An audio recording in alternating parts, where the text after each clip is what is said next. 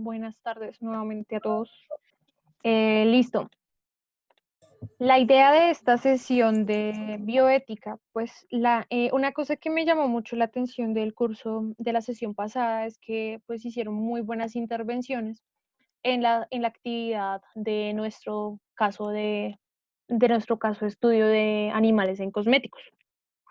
Según lo que ustedes decidieron como curso, pues ganó en la votación el uso de animales en lo que corresponde a alimentos que nosotros vamos a consumir. Entonces, en esta sesión de hoy yo les voy a explicar los parámetros que voy a tener en cuenta para el examen final que ustedes van a tener la otra semana de bioética y les voy a dar un poco una introducción en relación a cómo nosotros hablamos de esa normativa, de ese manejo de alimentos que nosotros pues vamos a consumir y cuál es ese, digamos, tratamiento que debemos de tener como consumidores y como personas que usualmente consumen carne, en el sentido de trabajar, ¿será que la fuente de donde obtenemos esa carne es válida? ¿Cuál es la bioética detrás de esa consideración de esos alimentos que nosotros consumimos? Entonces, la sesión de hoy, la idea es que yo les voy mostrando qué tienen que tener para el examen final. Y lo segundo, les voy contando pues un poco de ese recuento de qué ha ocurrido con esos alimentos que ustedes consumen. Entonces, ¿ya pueden ver mi presentación? Sí, profe. Gracias. Entonces, una cosa muy importante que vi en la sesión que ustedes hicieron de debate fue que a ustedes les llamó mucho la atención el proceso de sacrificio de los animales cuando ustedes pues se alimentan de ellos. Varios de ustedes me dijeron que habían quedado muy choqueados en el sentido de que vieron cómo ocurría el proceso de sacrificio del animal y desde ahí pues es un punto de vista donde uno comienza a pensar a nivel de la bioética. ¿Será que es ético el consumo de carne? Entonces, la idea de hoy es que vamos a ir paso a paso considerando, eh, considerando cuáles son los aspectos o cuáles son los parámetros que se deben en cuenta cuando se consume carne y qué ha pasado durante ese proceso desde la obtención del animal hasta el paso final, que sería el sacrificio y la distribución. Entonces, una cosa importante dentro de esa parte bioética de esos alimentos y de considerar si es ético o no el consumo de carne es ver primero cuál es ese origen de los alimentos. Entonces, nosotros tenemos pues tres fuentes principales de animales, la vaca, el cerdo y la gallina, y sobre estos tenemos unos derivados. Lo que corresponde a alimentos derivados de carne, es decir, el animal y la carne de este, va a corresponder pues a uno de los procesamientos que vamos a tener dentro de esos alimentos. Y el segundo procesamiento corresponde a los derivados del animal, es decir, todo lo que corresponde a lácteos, que se va a formar mantequilla, queso y yogur, van a tener un tratamiento diferente a lo que hablamos de las carnes. Lo mismo para el caso de los cerdos. Entonces nosotros vamos a tener, bueno, listo, podemos tener la carne del cerdo, pero todo lo que es procesamiento después de esa carne para formación de diferentes derivados del cerdo, pues van a tener un tratamiento diferente. Lo mismo para el pollo. Hoy nos vamos a concentrar en la parte de las carnes, no de los derivados. ¿Por qué? Porque la parte bioética o la concentración del conocimiento de esas normas que van a regular esa producción de carne, pues van a tener los dilemas éticos. Esta parte ya de los productos o de los derivados de esos animales, pues vamos a ver que ya es todo un proceso que no le compete éticamente a lo que vamos a hablar en nuestro caso de debate. Entonces, la pregunta orientadora y la pregunta que ustedes deben tener en cuenta para nuestra sesión de debate de la otra clase es si es ético o no el consumo de carne, desde los tres puntos de vista que vamos a trabajar el día de hoy. Lidia, cuéntame que creo que levantaste la mano. Sí. Sí, señora.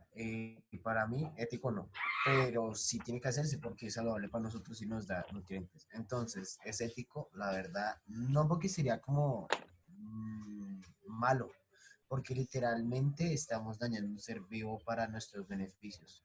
Ético, pues para mí no. Listo. Listo. Gracias, Nidia. Ahora, sigue Hazel y sigue Joshua. Hazel. Pues yo diría que no sería ético. Sí, porque, o sea, lo estamos como que violando, por decirlo así, o sea, el derecho a que un ser vivo pues viva en su especie y pues mantenga como que, o sea, la especie, por decirlo así, no como que extinguirla. Listo. Muchas gracias, Hazel. Listo. Y Joshua, cuéntame. Pues, profe, yo pienso que no es ético, pero es necesario, porque un plato de comida balanceado tiene que tener proteína, pues para que esté bien balanceado. Y eso es lo que hace que a ojos de la humanidad no esté mal. Listo. Gracias. ¿Alguien más quiere intervenir sobre esta pregunta orientadora? Listo. Entonces, listo, podemos tener dentro de lo que ustedes, los tres compañeros que participaron, tienen 2 puntos. Ah, listo, esperen que en el chat se me están escribiendo. Eh, listo, gracias, Juan. Nosotros vamos a encontrar 2 puntos de vista desde la ética del consumo de la carne. Primero, como consumidores, entonces ya Nivia, Kathleen, Juan y Hazel nos dicen, es importante consumir carne y tenemos esa visión como consumidor. Y la segunda visión que tenemos es la que nos dice Hazel de, venga, pero pobre animalito, él tenía el derecho a la vida, ¿sí? Entonces, vamos a adentrarnos en esta discusión y qué es lo que quiero que la otra semana trabajemos sobre esta pregunta y ya vamos a ver una serie de parámetros para que los tengan en cuenta. Entonces, lo primero es la normativa. Nosotros habíamos visto en la sesión pasada, bueno, hace como unas 3 sesiones, que nosotros hablábamos de una ley muy importante, que es la Ley de Protección Animal, donde nosotros considerábamos ciertos grupos de animales dentro del tratamiento. Y Joshua también, gracias, no se preocupe, no fue por maldadosa que lo omití, sino porque se me olvidó, disculpe. Entonces, vamos a tener lo siguiente. Nosotros habíamos hablado que nuestros perros, nuestros gatos, nuestros animales de compañía y los animales que presentan, los que se encuentran pues en libertad, los que nosotros llamamos animales salvajes, por así decirlo, pues están regulados bajo esa ley de protección animal y dentro de las excepciones nosotros encontrábamos que estaban los animales de los cuales nosotros nos alimentábamos, los animales a los cuales nosotros tenemos pesca o caza, y los animales que nosotros utilizamos para las corridas de toros o para las peleas de gallo. Las teníamos en cuenta dentro de las excepciones. Segundo, dentro de esa ley nosotros hablábamos de unas sanciones donde pues nosotros podíamos hablar de sanciones a nivel económico, de varios salarios mínimos miren, son de 5 a 60 salarios mínimos que una persona debe pagar en caso de que genere algún efecto, alguna lesión sobre esos animales. O lo segundo, podíamos tener penas de prisión. Entonces, este escenario nos abre la pregunta de qué pasa con los animales que nosotros tenemos dentro de la alimentación. ¿Qué pasa con la protección o qué se hace a nivel de protección de leyes sobre los animales como las reses, el cerdo y las aves? Y nosotros, ¿qué consideraciones debemos tener éticas sobre esos animales si nosotros vamos a utilizarlos? O sea, ya nosotros sabemos que cada vez que comemos alguno de estos animales los vamos a utilizar pues para nuestro consumo y ellos van a morir, o sea, hacen parte de un sacrificio. Entonces, una de las primeras cosas que encontré cuando hice esta revisión para esta sesión es que ya no se les llama sacrificio, se les llama el beneficio. Entonces, no sé si alguno de ustedes ha ayudado en su casa a preparar carne. Si ustedes compran los empaques de carne, ya no se trabaja el término sacrificio, sino se habla de beneficio, por el hecho de que todo ese producto, ese derivado de ese animal, no se considera como un sacrificio, sino como un efecto positivo sobre la persona que lo va a comprar o lo va a consumir. Segundo, como se habla de beneficio, se hablan de unas normas que se deben tener bajo 2 tipos de entidades en Colombia, que es el ICA y el INVIMA, que van a estar regulando que esa carne que llega a cada uno en su mesa sea de la manera, haya sido beneficiada, obtenida de la mejor manera posible. Y segundo, pues que tenga todas las estrategias de limpieza y de cuidado para que ustedes cuando se la coman no les pase nada. Entonces, como nosotros vamos a hablar de excepciones ante esa ley de protección animal, vamos a encontrar que las condiciones mínimas y las condiciones de seguridad alimenticia están enfocadas tanto en el INVIMA, quien es el veedor de las estrategias que se tienen que hacer para que esa carne esté a disposición de ustedes, y dos, del ICA, quien hace todo el aspecto de regulación de condiciones mínimas que debe tener ese animal en su lugar donde las personas pues lo van a sacrificar o entre paréntesis hacer el beneficio. A eso se le llaman las plantas de beneficio. Entonces, una de las cosas para el desarrollo de este debate es, primero, que cada uno de ustedes individualmente va a elegir una posición, y ahorita les muestro la posición.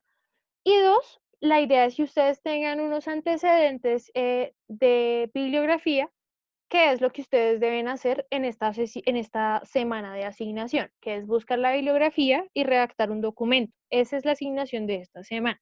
Entonces, ¿qué vamos a tener en cuenta con el INVIMA y con el ICA?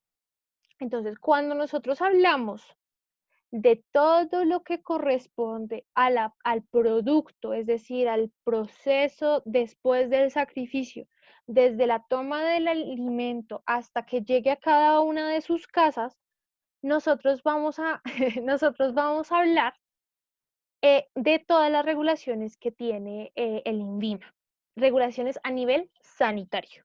Entonces, primero, condiciones de que la persona debe comprar en sitios de confianza, en famas donde tienen que estar limpias, iluminadas y sin plagas. ¿Por qué? Porque si hay plagas pueden contaminar esa carne, y esa carne que va a llegar a la persona pues ya puede tener algún tipo de microorganismo que puede generar algún tipo de enfermedad. Segundo, las personas encargadas de ese proceso de distribución de la carne tienen que emplear una protección mínima, que es lo que nosotros llamamos la bioseguridad. Tienen que tener tapabocas, protección corporal, que ustedes los ven con unos petos blancos usualmente, gorros y botas plásticas. Si no cuentan con estas condiciones mínimas, pues es probable que esa carne presente algún tipo de alteración, y eso pues puede tener una consecuencia que ya les voy a mostrar a continuación. Tercero, todo lo que corresponde, por ejemplo, cada vez que ustedes van a una fama o cada vez que ustedes van a una tienda a comprar carne, tienen que revisar que esa carne no esté tirada en el piso, sino que esté en unas condiciones de enfriamiento, de una cadena de frío, para que nosotros hablemos de que esa carne pues presenta una preservación y una cantidad de microorganismos mínima que no debe estar presente. ¿Quién está hablando? Esperen, levanten la mano. Piámbala. Listo, levanten la mano, Piamba, y le doy la palabra. ¿Sabe cómo levantar la mano? Dígame que sí. Gracias, listo, Piamba, cuéntame. Pues sinceramente, o sea, en el término sanitario sobre las carnes, es que hay algunas farmas, como en Libertadores, que las ponen en canastillas. ¿Esto se vale? Desde que esté, digamos, desde que esté la carne en una cadena de frío es válido, porque se considera que la cantidad de microorganismos que está en ese proceso de traslado, si está en una cadena de frío, esa cantidad de microorganismos se reduce. Es válido. Divana 2 y 3 Nivea. Profe, yo he visto tiendas que no tienen, o sea, tienen las carnes metidas en la nevera, ¿verdad? Pero la nevera no está enfriando, sino que a uno le venden la carne caliente. O sea, uno se da cuenta cuando la carne no está fría. Eso es un problema. Listo, gracias, Divana. Eso es un problema, porque imagínense que si no hay una cadena de frío en cada uno de esos productos, piensen que los microorganismos están creciendo. Ahora, estas condiciones mínimas, pensémoslas desde como consumidores, y por eso es que hoy les voy a hablar un poco de cómo quiero que discutamos y hablemos en ese debate. Nosotros siempre hablamos de la bioética desde el punto de vista animal, y es lo que le va a competir a las personas que desarrollan todas las estrategias de normas para que sus animales estén en las condiciones óptimas. Pero pensemos también como consumidores que éticamente nosotros deberíamos recibir un producto que haya tenido una cadena de frío, que haya tenido todo un proceso correctamente efectuado, para que yo como consumidor a largo plazo no me enferme. Listo, gracias, Divana. Nidia y luego Morales.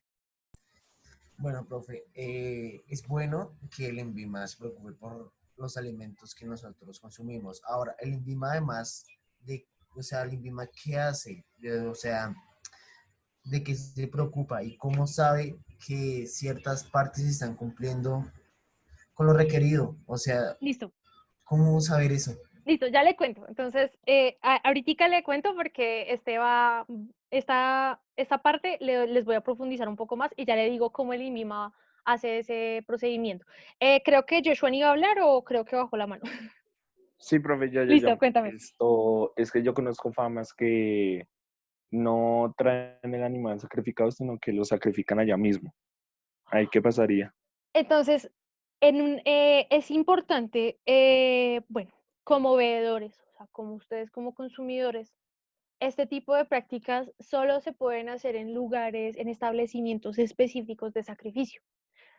¿Por qué? Porque todo el proceso digamos, de cortar al animal y de hacer la técnica de sacrificio tiene que hacerse específicamente en unas zonas que luego ese animal pues va a tener un tratamiento para trasladarlo a zonas específicas donde se va a empezar la cadena de frío. Entonces es un problema. Ya te diría, digamos, qué se podría hacer, porque eso es algo que voy a mostrarles en un caso que encontré en el matadero, sí, señor. Entonces, gracias Joshua. Divana, ¿tienes la mano levantada? ¿Vas a intervenir? Sí, Cuéntame. esos microorganismos que usted está diciendo que crecen en la carne, esos son malos, porque la verdad yo no sé cómo no me he muerto. Listo.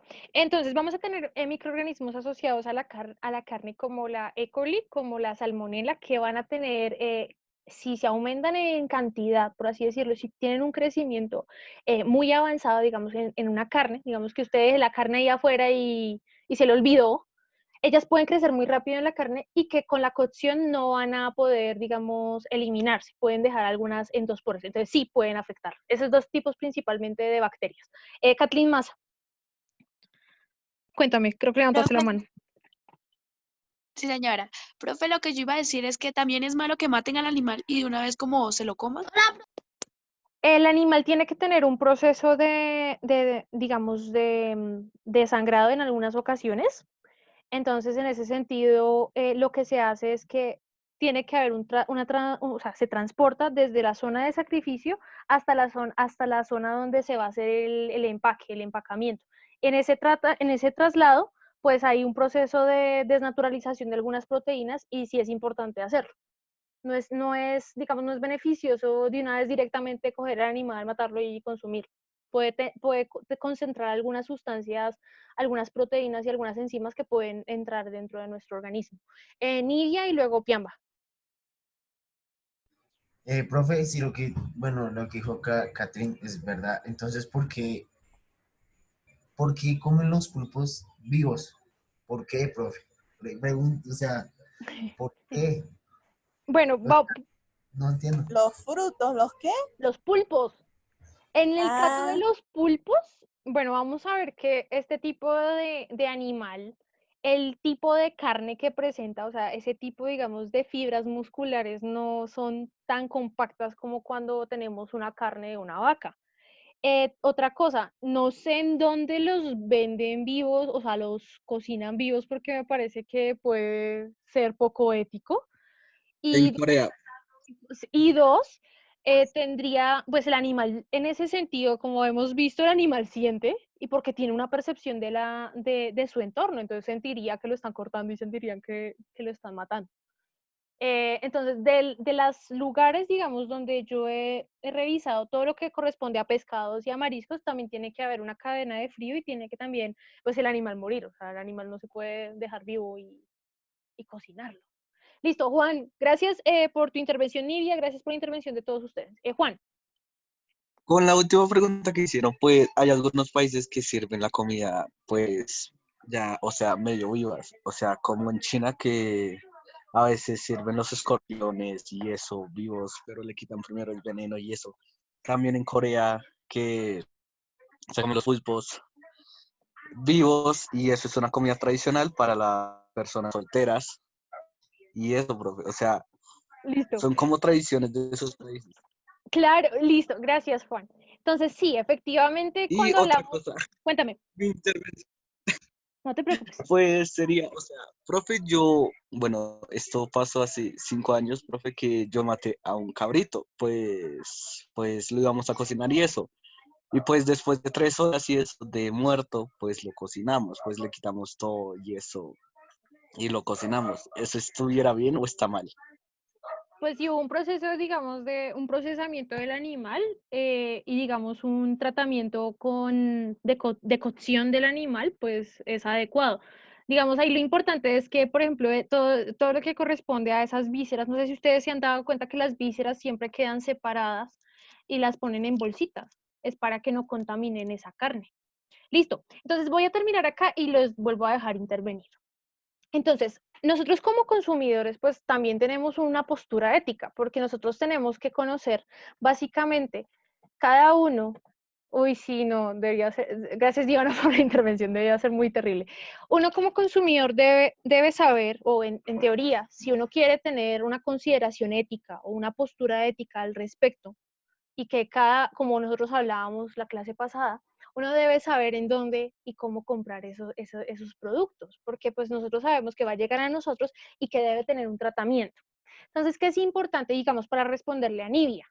El INVIMA, pues básicamente se va a encargar de todo lo que corresponde a alimentos y medicamentos. ¿Y qué le interesa al INVIMA? Revisar las condiciones mínimas de esos alimentos en relación a la cantidad de microorganismos que puede presentar, de dónde procede ese animal y si en ese procedimiento de dónde viene ese animal hay alguna falla en el proceso de sacrificio del animal. Entonces, ¿qué se ha encontrado? Si hay un problema en el proceso de sacrificio del animal, pues nosotros estamos, tanto como el ICA como el INVIMA, están teniendo una falla en ese lugar de donde se está haciendo ese sacrificio, que era lo que decía Joshua de que nos contó que pues en el mismo lugar se hacía el sacrificio. Si esas características de la zona, de esos equipos esos equipos que deben tener para realizar el sacrificio del animal no cuentan con ellos, están teniendo una falla.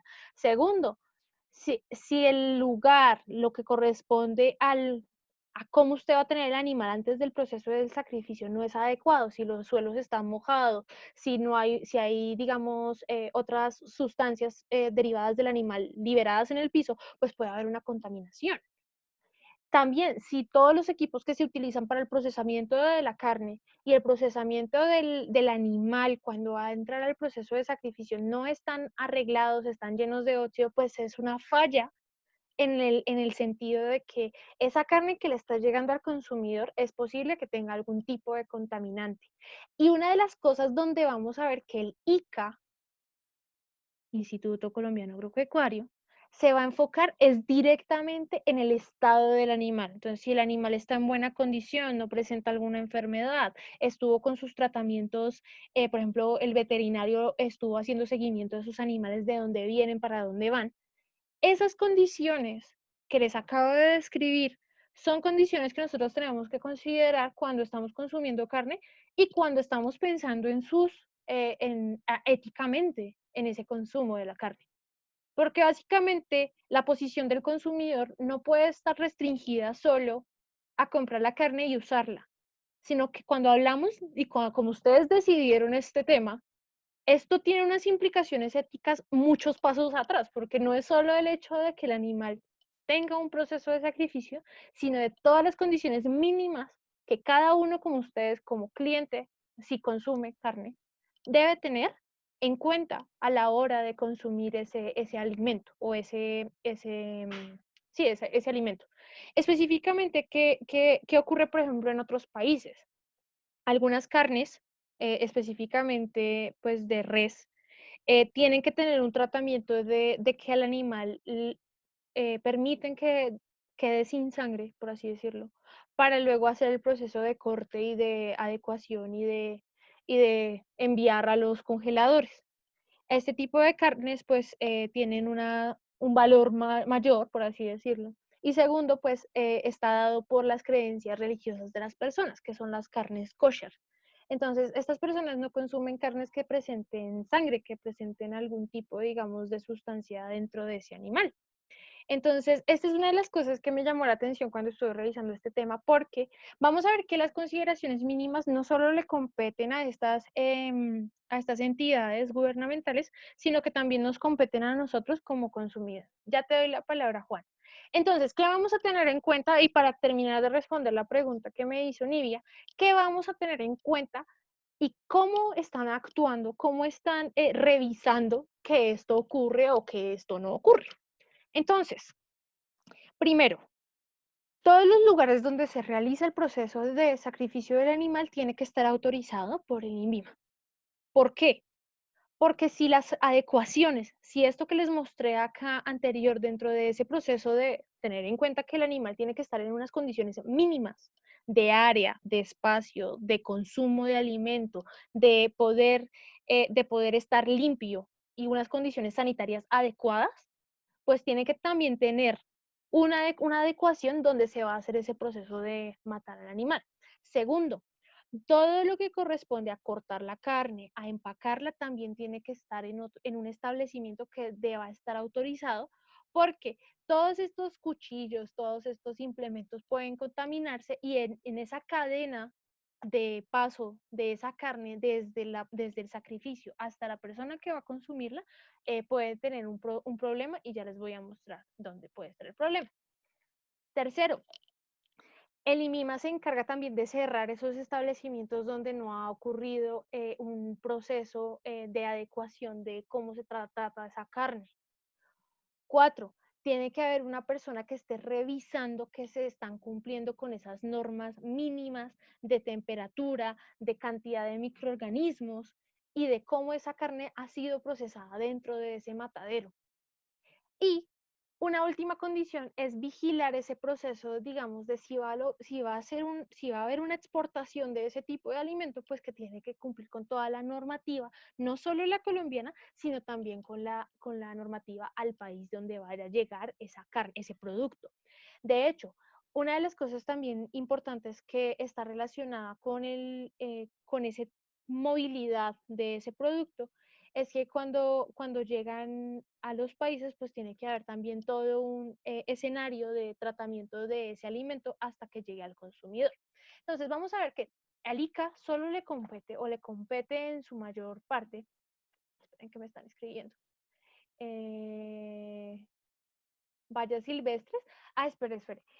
Usted está hablando, pero, o sea, Juan López, ahí lo que está escribiendo en el chat, ¿son animales que son alimentados con ese tipo de bayas o está hablando de que los alimentan con café? No entiendo. Una receta que está escribiendo en el chat. Bueno, vamos a tener que todo lo que corresponde a las adecuaciones del animal, a la cantidad de personas que tienen que encargarse de esos animales, de su cuidado, lo que nosotros hablábamos, de sus libertades del animal, le va a competir al ICA, que cuando haga una inspección a esos lugares donde están todas esas vacas, donde están todos esos cerdos, las condiciones de espacio, de alimentación, de agua a voluntad y de distribución, digamos, en caso de que se presente un patógeno, por ejemplo, el ICA tiene que, digamos, la persona que está cuidando, por así decirlo, todos esos animales, tiene que separar a ese animal y todos esos animales ya no se pueden utilizar para comercializar, porque donde uno de esos animales presenta alguna enfermedad, pues puede distribuirse dentro de la cadena. Si llega a ser una enfermedad zoonótica, puede distribuirse hasta nosotros. Entonces, por eso es importante esa regulación que hay sobre el animal antes del proceso de sacrificio. Después, ¿qué vamos a tener? Entonces, todo lo que corresponde a regulación de ese proceso de muerte y de que ese animal vaya a mi tienda, y luego vaya a mi cocina, por así decirlo, le corresponde al INVIMA y a todos los que son veedores relacionados con temas de salud. ¿Por qué? Porque si esos alimentos llegan a presentar alguna contaminación cruzada en el proceso, por ejemplo, de corte, o si, por ejemplo, la persona se enferma porque ese animal no tuvo una cadena de frío adecuada, todo eso le compete a las entidades territoriales de salud porque ellos son los que van a recibir los reportes de personas intoxicadas con algún tipo de alimento derivado cárnico. Por eso es importante toda la cadena como de mando en realidad, porque los campesinos matan las gallinas o las vacas, no está autorizado por el INVIMA. Bueno, ahí la cuestión, gracias John por la pregunta. Esta cuestión que les planteo corresponde a todos los alimentos que ustedes reciben en su hogar que provienen de lugares autorizados. En teoría, todas las personas, por ejemplo, que tengan a su gallinita en la casa, pues, que tengan un montón, bueno, un mínimo de animales en una zona específica, en un galpón, deben tener este tipo de procedimientos para sus productos. Entonces, todos los galpones tienen que tener ese procedimiento de adecuaciones de tamaño, de área y del proceso de sacrificio. Vamos a ver que los procesos de sacrificio van a variar con el animal, que lo importante dentro de ese bienestar del animal antes de la muerte está asociado directamente a que sea rápido y que sea efectivo. Entonces, por ejemplo, se utilizan una especie de pistolas que lo que hacen es pues bloquear esa conexión cerebral del animal y lo desconectan. Entonces, induce la muerte automáticamente. Entonces, ¿qué es importante? Cuando hablamos de estas dos entidades, estamos enfocándonos no solo como consumidores, sino que entramos en la posición del animal, en el hecho de conocer cuáles son esos mínimos vitales que debe tener nuestro animal antes de morir. Ustedes eligieron este tema porque presenta un punto importante en el sentido de que ustedes como consumidores pueden resultarse tener problemas éticos solo con el consumo del animal y con todo lo que corresponde a la muerte de ese animal. Entonces, por eso es importante, digamos, desde el punto de vista ético. Si nosotros hablamos de ética, estamos también relacionando toda la cadena de custodia de ese sujeto u objeto antes de que llegue a nuestra mesa. Entonces, con esto les voy a contar un caso. Entonces, pensemos un momento en la corrupción. Entonces, una cosa que ocurre y que también se asocia mucho a lo que preguntó Joshua, corresponde a qué pasa con esos lugares donde no hay, digamos, no hay un proceso como les acabo de mostrar. Entonces, por ejemplo, unas personas tienen un cerdo en una zona y comienzan y lo trasladan a otro lugar. ¿Qué es lo primero? Cuando usted va a hacer una movilización de un animal, usted tiene que reportar que está haciendo esa movilización y que va a moverse de un lado a otro. Segundo, si hay una persona que está regulando esa movilización, por ejemplo un policía, tiene que revisar que usted tenga todos los papeles al día de esa movilización de ese animal. ¿Por qué?